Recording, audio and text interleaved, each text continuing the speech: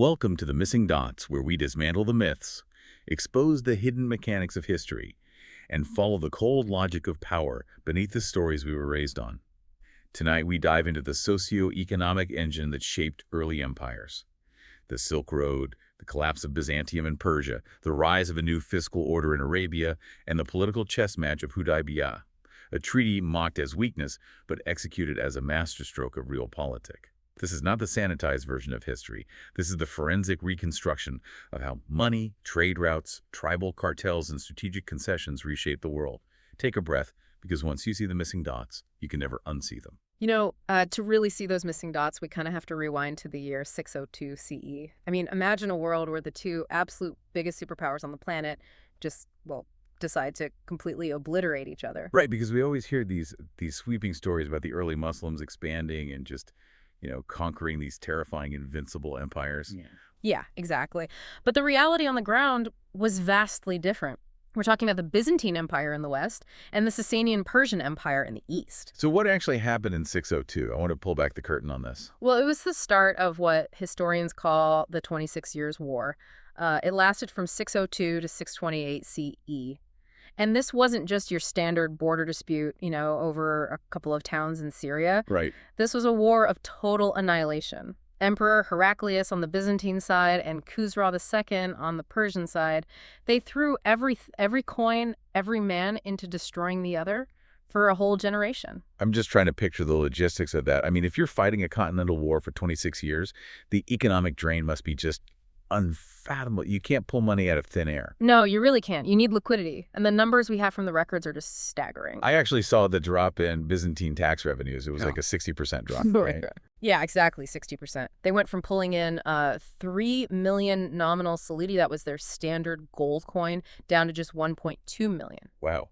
How does a government even function when its revenue is cut in half like that? Honestly, it barely functions at all. To keep funding these massive armies, the Byzantines had to just squeeze the provincial populations completely dry. They instituted these emergency taxes. Like what kind of taxes? There was one called the Erikon. It was essentially this crushing cash tax demanded from peasant farmers in places like Syria and Egypt. And it didn't matter if you had a bad harvest. The empire demanded gold. That's brutal. It was. It got so bad that Heraclius was so desperate to pay his mercenaries, he literally ordered the church sanctuaries in Constantinople to hand over their gold and silver chalices so they could be melted down into coins. Oh, man. That is the literal definition of a death spiral. When you're melting down your own sacred artifacts just to make payroll, you've hit rock bottom. Exactly. What about the Persians, though? Were they doing any better? Not at all. I mean, their revenues crashed by 68%. And for the Sasanian Empire, the destruction was even more structural, really. Their whole economy was built on the Sawad. The Sawad. That's the agricultural area in Iraq, right? Yeah, the incredibly fertile alluvial plains of Iraq. For centuries, the Persians maintained this super complex, fragile system of irrigation canals in Mesopotamia. It turned a harsh environment into a breadbasket. But, I mean, canals require constant maintenance. You have to dredge the silt, repair the banks. So if all your working-age men are drafted into a 26-year war... The neglect alone would have been catastrophic. But it was actually worse than neglect. During the invasions, those canals were systematically destroyed, like actively breached as weapons of war to flood enemy camps or starve out locals. Wait, really? They destroyed their own infrastructure? Or the enemies, yeah. And when you destroy water infrastructure in Mesopotamia, you aren't just ruining one season of crops, you're causing a trophic collapse. Right, because imagine you're a farmer there. The water stops. Your crops die. You have no food, and you definitely don't have the cash for the emperor's tax collectors. Exactly. So what do? You abandon your village. Which leads to mass rural depopulation. Yeah. And when the villages empty out, the people left behind turn to banditry just to survive. The roads aren't safe, so the merchants stop traveling. The trade routes just freeze. And then the urban centers that rely on that trade start to starve. It's a total domino effect. And the soil itself gets salinized from the broken canals. It's environmental devastation on a scale we can barely grasp today. It really is. And, just when you think the human engineering of destruction has peaked, biology enters the chat. You get the plagues. Ah, right. The Plague of Emmaus in 639 CE. Yes. It was a continuation of the Justinianic plague, a bubonic plague. Think about the conditions. Yeah. Starving people, ruined infrastructure, massive armies and unsanitary camps. It was the perfect breeding ground. How bad was it? In the Emmaus outbreak alone, 25,000 troops died, and the civilian populations in Syria and Palestine were absolutely decimated. Entire towns just left empty. You know, it makes me think of a boxing match. You've got these two massive heavyweight fighters, Byzantium and Persia. They step into the ring and they just batter each other for 26 brutal rounds. That's a great way to put it. Yeah, and by the end, they're both bleeding, concussed, leaning on the ropes. So when the early Muslims began moving north, they weren't facing fresh empires. They were walking into an empty ring, a collapsed market. That is a very precise way to look at it. The geopolitical vacuum was absolute. Historians actually call it a demographic welcome mat. A welcome mat. Yeah, because the peasant populations in the borderlands, places like the Syrian limestone massif, they were completely exhausted. I mean, imagine being a local Christian farmer in Syria. You're being squeezed for that Arakan tax by a Byzantine emperor who can't even protect you from bandits. And on top of that, you're facing religious persecution, right? Oh, absolutely. The Byzantines in Constantinople were enforcing Chalcedonian orthodoxy, so they actively persecuted the local Monophysite Christians in Syria and Egypt, deposing bishops, harassing congregations. And the Persians were doing the same thing to their religious minorities. Right. So if you're that Syrian farmer and a new authority shows up, an authority that's highly organized and offering a totally different social contract, you don't pick up a pitchfork to fight them. You're desperate for a change. Yeah. You just want a low-tax, high-security environment. Exactly. It's upon a lot. When you really step back and look at the sheer scale of that devastation, the precise timing is incredible. They walked into a world literally crying out for new management. It was a perfect vacuum.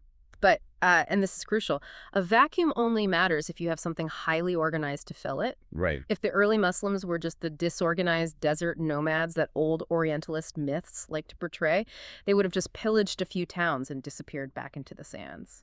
We have to dismantle that myth right now. Yeah, let's look at who these people actually were, economically speaking. Let's talk about the Hijazi trade cartel. Because Mecca wasn't some isolated village cut off from the world. Not at all. Mecca was a critical choke point on the global transit networks of late antiquity. It connected the Indian Ocean to the Mediterranean. So goods moving from India or East Africa, spices, silk, frankincense, they came up through Yemen and traveled overland through the Hijaz. Right, because the northern routes through Mesopotamia and the Persian Gulf were way too dangerous due to that 26-year war. Ah, so the war pushed global trade southward. Exactly. And the Quraysh, the ruling tribe of Mecca, they capitalized on this geographic lottery. They weren't just passively watching caravans. They operated a supranational trade alliance. They engineered the system called the Elaf. Elaf. What does a treaty of safe passage actually look like in the 7th century? Who were they paying off?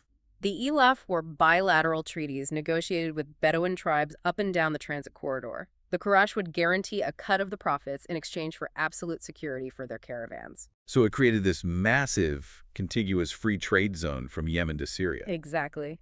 And at the dead center of this zone was the Haram, the sacred precinct of Mecca. Which functioned as a strict demilitarized zone, right? You couldn't shed blood within the boundaries of the Haram. Right.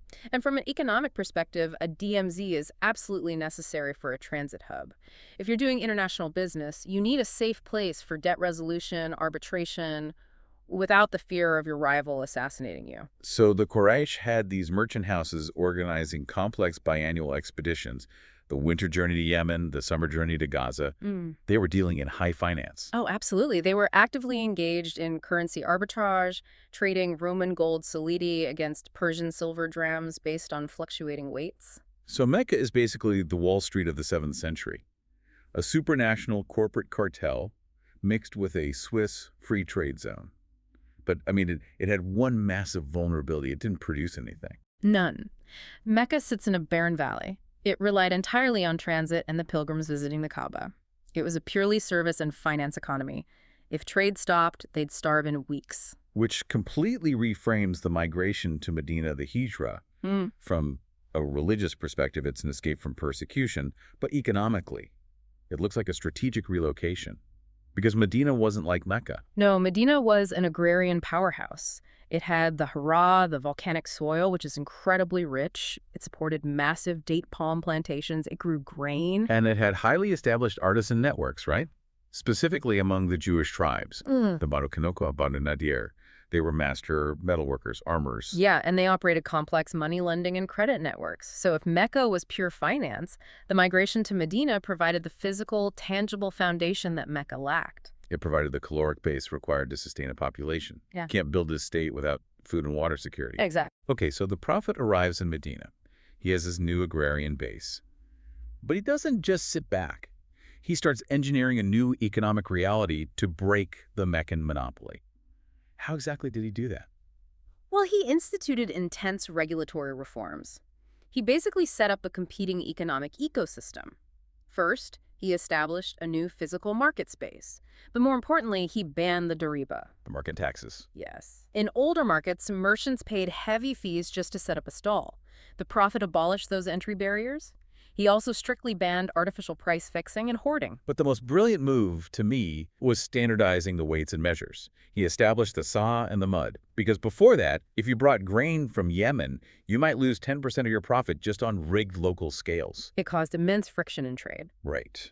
By creating a transparent standard and eliminating market taxes, Medina basically became the Delaware of the 7th century, the easiest place to do business. It naturally drew merchants away from the heavy tariffs of the old empires. The early Muslims were learning how to govern an economy, not just defend a city. They were building an institution. Okay, so this brings up the next major question.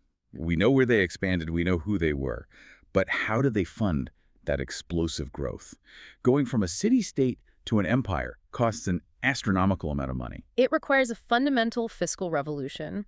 They had to transition from temporary tribal rating to permanent taxation. Let's start with the rating part, the Ghanima system. Because in the early days, it was all about spoils, right? You have to remember the condition of the early Muslims when they first arrived in Medina. They were destitute refugees. They fled Mecca in the middle of the night, leaving all their wealth behind. And the Meccans just confiscated all their assets. Exactly. The local Medinans, the Ansar, were incredibly generous, taking them in. But macroeconomically, Medina couldn't just absorb hundreds of penniless refugees without the economy buckling. So they had to go on the offensive. Yeah, they initiated early military campaigns like the Nakhla Raid. These were highly targeted operations of asymmetric economic warfare. They intercepted Qurayshi trade caravans heading to Syria. It recovered their stolen wealth and proved that Mecca's transit routes were no longer secure. And the economic rule here was the khums, right? The 1/5 rule. Right. The state took 20% for the public treasury to support the poor, buy weapons. The other 80% was divided directly among the fighters. It's a powerful, immediate incentive, but it's not sustainable. You can't build a road or maintain a standing army on the hope that you might capture a caravan next month. No, you need predictable, recurring revenue. So how do they break out of that cycle? The monumental shift happened under the second caliph, Umar ibn al-Khattab. This is the moment that fascinates me the most. Following the early conquests, the Muslim armies suddenly controlled the wealthy agricultural lands of Iraq, the Sawad, and the Nile Valley of Egypt. And the military commanders expected the traditional payout. They wrote to Caliph Umar wanting the land of Iraq and Egypt divided up among the troops as spoils of war, as ghanima. I really want to pause and think about the human element here. Imagine you're one of those soldiers. You just marched across the desert, fought professional imperial armies, risked absolutely everything. Yeah. And the social contract was always to the victor go the spoils. So when Umar looks at them and says, no, the state is keeping the land, didn't they revolt? How do you convince an army to give up their payout for the abstract concept of a state treasury? It was a moment of profound crisis. Some prominent commanders were furiously demanding their share. It required Umar's brilliant, each had his independent juristic reasoning. He argued for a long-term, generational vision. What was his exact argument? He pointed out the practical reality. If he divided millions of acres of Iraq among the soldiers, they'd instantly become wealthy landlords. They'd put down their swords and manage tenant farmers. So the army would dissolve into an aristocracy who would defend the frontiers. Exactly. Furthermore, he asked them, what will be left for the widows, the orphans, and the generations of Muslims yet to be born? If we liquidate this land today, the state has no future. So instead of a massive one-time payout where the soldiers liquidate the company, Umar sets up a sovereign wealth fund. He tells them, I'm not giving you the equity, I'm giving you the dividends. That is exactly what he did. He changed the legal classification of the lands. He refused to call it ghanima. He classified it as fey, a permanent state endowment held in trust for all future generations. And crucially, He left the local Roman and Persian farmers on the land, right? Because Arab Bedouins didn't know how to manage Mesopotamian irrigation systems. Exactly. The locals knew the soil.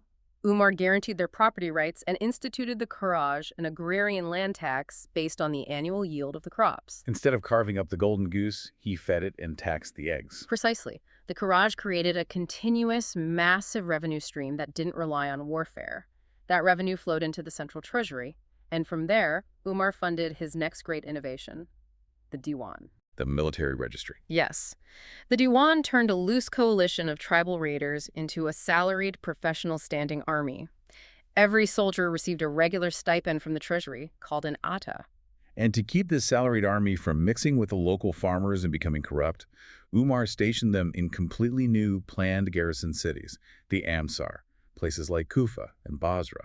By isolating the military there, they kept the troops disciplined, protected the peasant farmers from exploitation, and controlled the major trade routes. It's brilliant macroeconomics. You decouple state survival from continuous territorial conquest.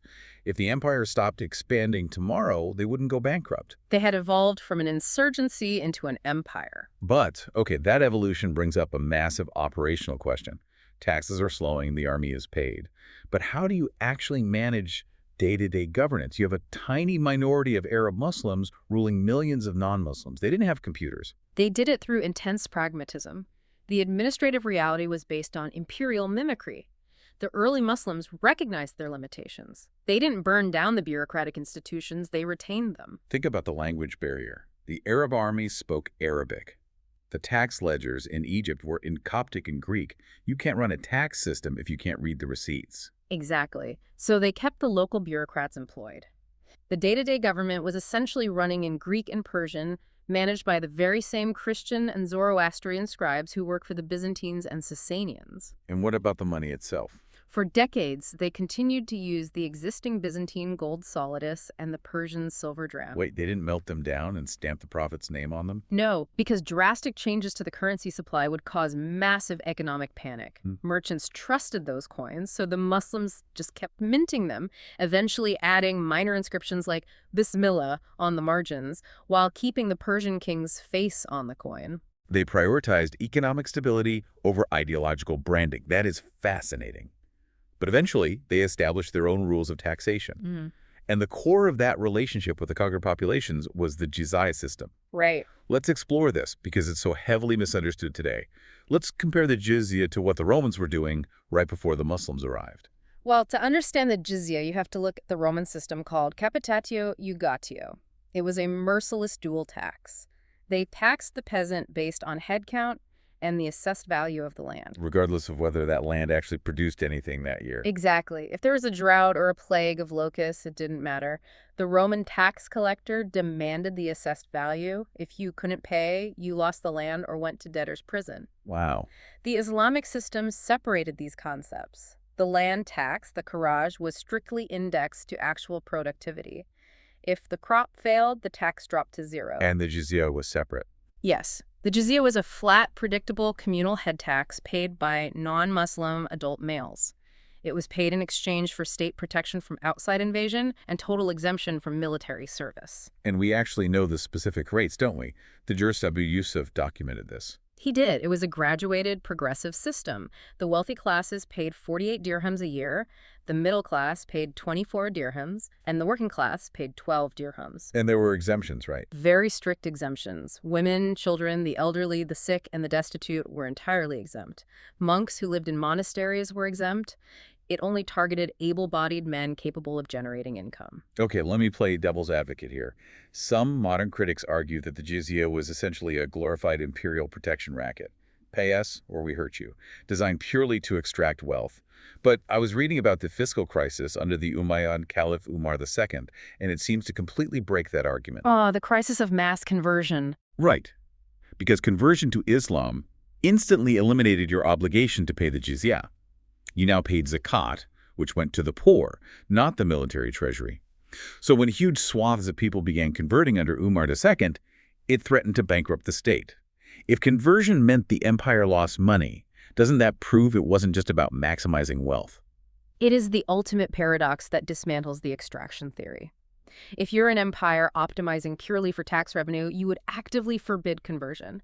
And indeed, some corrupt provincial governors actually tried to prevent people from converting just to keep the jizya flowing. Because they had quotas to meet. Exactly. But when Caliph Umar II found out, he was furious. He fired those governors and issued a decree stating Allah sent Muhammad as a guide, not as a tax collector. The ethical framework demanded they encourage conversions, even if it destroyed their budget. They actively chose the spiritual mission over the money. They did. The Islamic State offered absolute gains to its subjects. Christian communities were judged by their own bishops in their own courts. It was a massive civilizational upgrade for the peasants, combining ethical mandates with low-friction tax collection. Alhamdulillah. It really is profound how those ethical guidelines acted as a hard ceiling against the ruinous abuse the Romans had normalized. They literally legislated fairness into the tax code. But finding that balance between divine principle and the harsh realities of statecraft was difficult.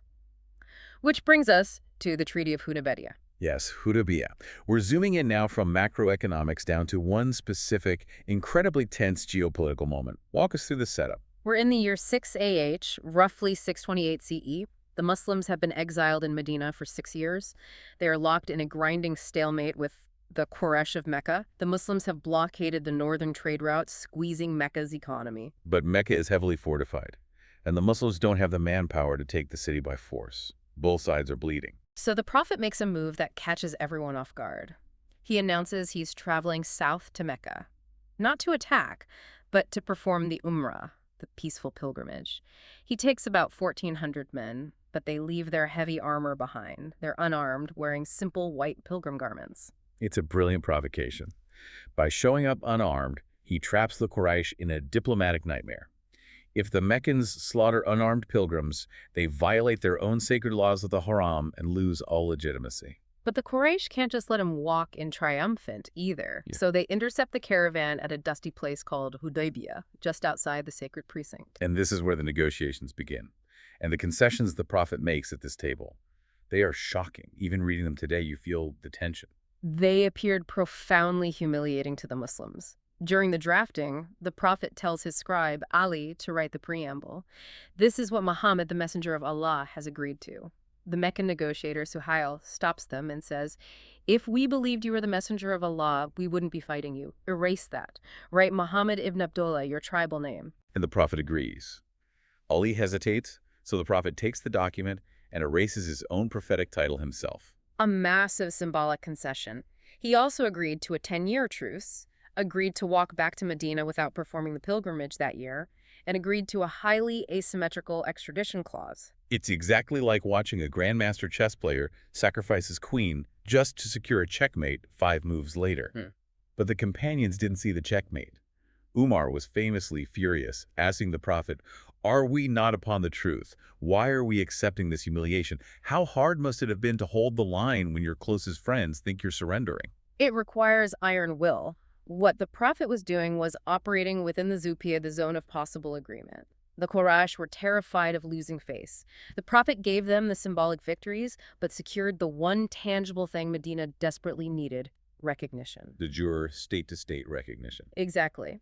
Before this, Medina was treated as a rogue insurgency. By signing a treaty, the Quraysh formally acknowledged the Islamic State as a sovereign, equal political entity. And the strategic benefits paid off immediately. The 10-year truce allowed Medina to decouple enemy alliances. They no longer had to fight a two-front war. Right. Within weeks, they marched north and besieged Khaybar, the wealthy agricultural stronghold funding the Meccan war effort. Khaybar fell, permanently solving Medina's financial vulnerabilities. And then there's the demographic shift, the soft power boom. The borders were finally open so people could travel freely. The Meccan propaganda machine lost its power. For years, they claimed the Muslims were bloodthirsty madmen. But during the peace, Arab merchants visited Medina. They saw the justice system, the social cohesion, and the truth became undeniable. I read that more people converted to Islam in those 2 years of peace than in the entire 15 years of war before it combined. Figures like Khalid ibn al-Walid defected to Medina. Which is why divine revelation came down, calling it a clear victory before any results were seen. It reframed the very definition of victory. It isn't always about leaving bodies on a battlefield, it's institutional triumph. But to fully understand that triumph, we have to talk about the darkest part of that treaty, the extradition clause. The brutal calculus of state survival. Yes. The Prophet agreed that if any man from Mecca fled to Medina and accepted Islam, Medina had to return him. But if a Muslim fled to Mecca, the Quraysh did not have to return him. It was a one-way street. And it was tested immediately with the story of Abu Jandal. He was the son of the Meccan negotiator Suhail. Abu Jandal had been tortured and chained by his own family for his faith. He escapes, stumbles into the Muslim camp in his chains, begging for asylum. And his father points at his own bleeding son and demands him back, or the treaty is void. And the Prophet agrees. He tells Abu Jandal to be patient and hands him back to his torturers. Putting strategy aside, how do you justify that? How do we reconcile this cold utilitarian statecraft with a religion of mercy? It is arguably the most difficult moral question of early Islamic history. You have to look at the terrifying reality of the 7th century Arabian Peninsula. Anarchic tribal warfare, no international community, the Medinan state was facing total existential extermination. In modern just war theory, Michael Walzer talks about the supreme emergency. When a community faces imminent destruction, leaders bear a tragic burden. They may have to make agonizing moral compromises to ensure the sheer survival of the group. In Islamic jurisprudence, this relates to maslaha, the public interest. Exactly, the preservation of the community. If the Prophet refused to return Abu Jandal, the treaty collapses. The war resumes instantly, and Medina likely would have been wiped off the map. It was the horrific calculus of sacrificing the few to ensure the survival of the many. It's the heavy burden of leadership in a broken world. Sometimes you're forced to choose between a heartbreaking tragedy and absolute extermination. And it's vital to note this was a temporary concession, not a permanent ideal. Shortly after, when believing women fled to Medina, God explicitly intervened in Surah 60, verse 10, forbidding their return. It proved the initial concession was a painful necessity tied to extreme vulnerability, not a timeless standard. As the state grew stronger, they no longer had to accept those terms. Exactly. The realpolitik wasn't an abandonment of morals. It was the mechanism required to secure a future where those morals could be practiced in safety. You know, sitting here talking through all of this, moving from broken canals to sovereign wealth funds down to the chains of Abu Jandal, it leaves you with a much heavier, more real image of history. I want to leave you, the listener, with one final thought. What if the Prophet hadn't lived to see the victory? We judge that treaty as a masterstroke today because we have the luxury of hindsight. We know it led to the peaceful conquest of Mecca. But imagine signing that paper on that dusty plain with no physical proof it was going to work out. It required profound trust in the unseen. It proves that real power isn't always about drawing a sword. Sometimes, true power looks exactly like restraint. May Allah grant us success. Come on, let's go. Don't forget to follow this channel, The Missing Dots. Thank you.